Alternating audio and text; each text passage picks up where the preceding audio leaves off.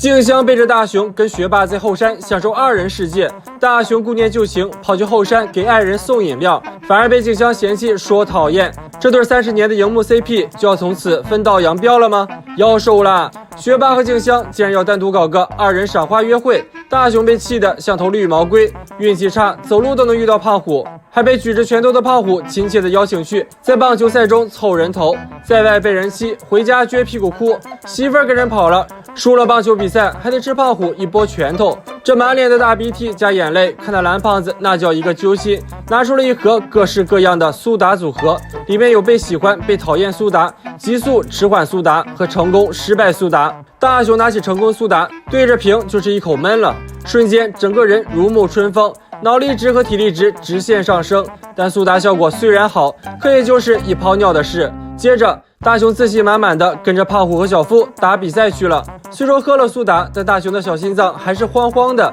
棒球都飞到眼前了，整个人还原地跳小碎步。这时苏打水见效了，大雄飞速后退，举起手接到了球。小伙伴们，有人会打棒球吗？接下来不管是击球还是接球，大雄都是场上最靓的仔，甚至打出了本垒打。胖虎高兴的都想给大雄单独开场演唱会，可有大雄的故事就必须有意外。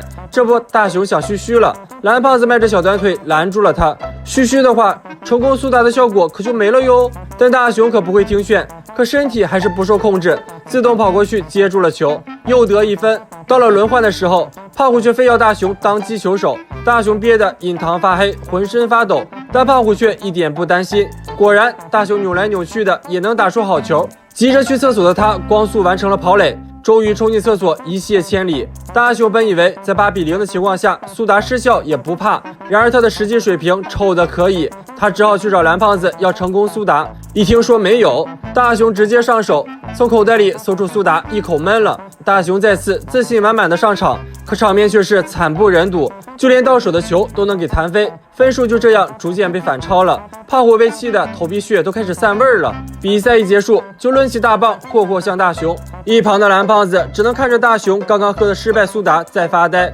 刚被胖虎打得满头大包，一抬头又看到静香跟别的汉子在一起。大雄被气的拿起被讨厌苏打就想给学霸灌下，还自行脑补静香看到学霸就恶心，看到自己就变花痴眼的场景。大雄整个人荡漾的不要的，可那两人早就走没影了。于是大雄又蹲了一瓶急速苏打，变身跑步带风的大雄侠追逐静香而去，终于在一个路口发现了目标。大雄本想给学霸灌下这瓶被讨厌苏打，可急速苏打效果太猛，大雄完全停不下来，又跑回了蓝胖子那里。蓝胖子连忙递上迟缓苏打，大雄喝了之后终于停了下来，但他的脚步变得仿佛有1000斤重，蓝胖子只好扛着他进了厕所，帮他一泻千里。恢复正常的大雄火急火燎的就往后山赶，整个人都累得脸色发青了，还坚持让学霸立即干了这杯苏打水。学霸也没多想，就要开瓶喝，可没想到开瓶有惊喜，一整瓶被讨厌苏打水全喷进了大雄嘴里。这下不仅静香和学霸莫名其妙的开始讨厌他，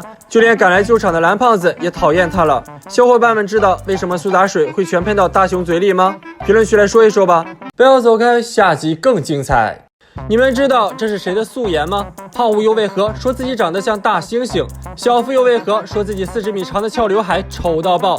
为何一夜间大家对自己的认知变得如此通透了呢？大雄看着镜子里的自己，越看越惆怅。为什么我长得像2次元里的纸片人呢？蓝胖子赶紧开导：男人嘛，有力量和头脑就足够了。说得像大雄有这2样东西似的。想来想去，大雄觉得还是镜子的错。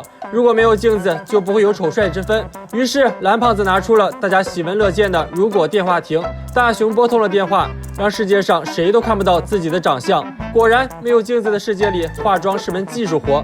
看到老妈这涂白了的大红嘴唇子，俩熊孩子决定让老妈的妆容再来得更猛烈些，口红面积再涂大点了，睫毛膏再用多点了，眉毛再涂浓点了。老爸那边毛都快炸了，可也只能凭感觉剃胡子。想找老妈帮忙确认下吧，可老妈一回头，活脱脱一个如花。俩熊孩子真是3天不打上房揭瓦，家里玩够了，两人准备上街找乐子。街上的姑娘们没法自己挑选搭配，只能互相参谋。没有镜子的世界，照相馆都变成了画像馆，而被钱砸出来的富家子弟更是练了一手撩妹技巧，分分钟把眯眯眼画成了销魂电眼，大脸盆子画成了瓜子脸，你就说有哪个小姑娘能扛得住？就连静香也对小夫下手了。看着两人眉来眼去，大雄只能柠檬树上柠檬果，柠檬树下只有我。而空地上，胖虎对自己的大脸盆子就是上下其手。世界上怎么会有如我这般英俊的脸庞啊？说着就要去参加录幕好声音，成为毁天灭地的歌手。大雄两人听得一激灵，赶紧拿出了箱内镜子，让胖虎好好认清下现实的残酷。胖虎好奇地走进箱子，开口就是一句：“哎呀，大猩猩，咋动物园关不住你了呢？”这波良好的认知，陆木给满分。胖虎越看着大猩猩越觉得丑，抡起拳头就是霍霍像镜子，一波操作猛如虎，痛的还是我自己。小夫听说箱子里躲着个嚣张的大猩猩，也化身好奇宝宝。而小夫对镜中的自己是这样评价的：尖嘴猴腮，老奸巨猾的狐狸脸，还有着40米长的翘刘海。静香也好奇的进去看了看，明明就是个可爱的美少女嘛。大雄两人终于捡到个笑，却没注意到一个大叔走进了箱子。见到镜子里的自己，大叔惊呆了，这不就是我那失散多年的双胞胎哥哥吗？见哥哥被关在玻璃里出不来，大叔二话不说扛起箱子就开溜。大雄二人笑过之后，才发现箱子不见了。大叔把镜子扛到了局门口，可开门一看，镜子里咋还多了个警察呢？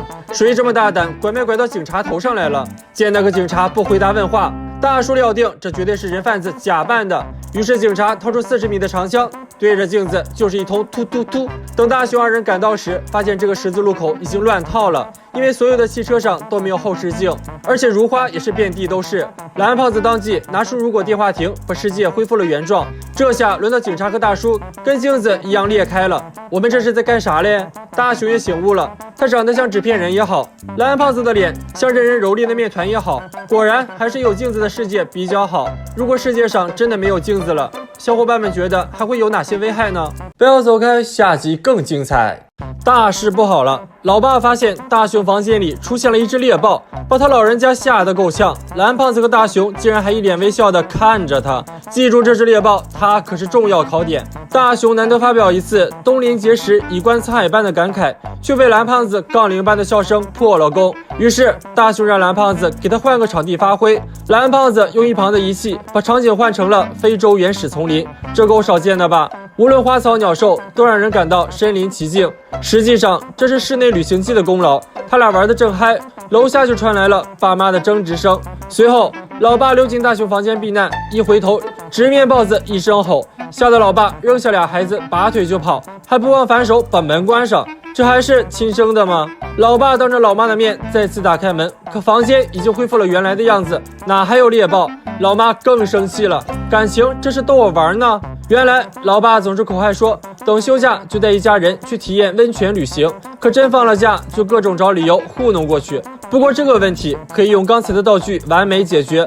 蓝胖子把房间切换成了温泉旅馆的场景，大雄更是脱的就剩个裤衩，向着温泉来了个信仰之跃，把屁股摔得生疼，忘了这实际上还是原来的房间。蓝胖子又拿出好几台机器和大雄一起设置在家中的各处，然后跑去拉架了。爸妈正纳闷他俩在搞什么飞机呢，一打开门就惊呆了，家里竟然变成了豪华温泉旅馆。看到特展店，老爸一个起飞，一头撞在了空气墙上。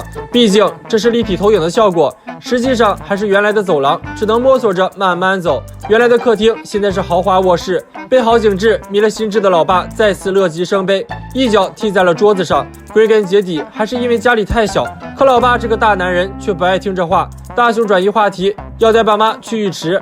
真正的温泉浴池还是让爸妈好好享受了一番，虽然实际上就是在浴缸里泡个热水澡，但眼瘾算是过足了。不仅能在雪山脚下和猴子一起泡温泉，还能去到位于冰岛的世界最大级露天温泉。大雄也真是老爸的亲儿子，二话不说就朝着温泉扑了过去。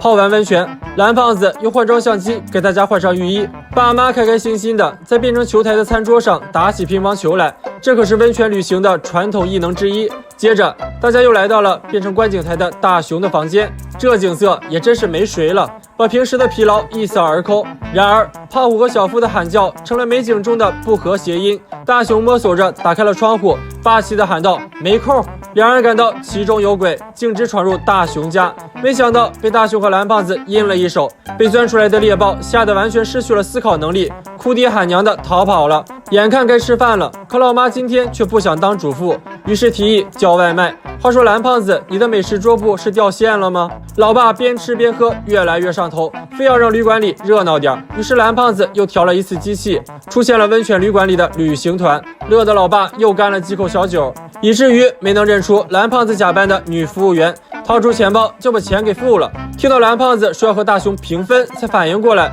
想追又追不上，看来喝酒果然误事儿啊。泡温泉的内容，某人竟然没出场，所以哆啦 A 梦中最爱泡温泉的人是谁呢？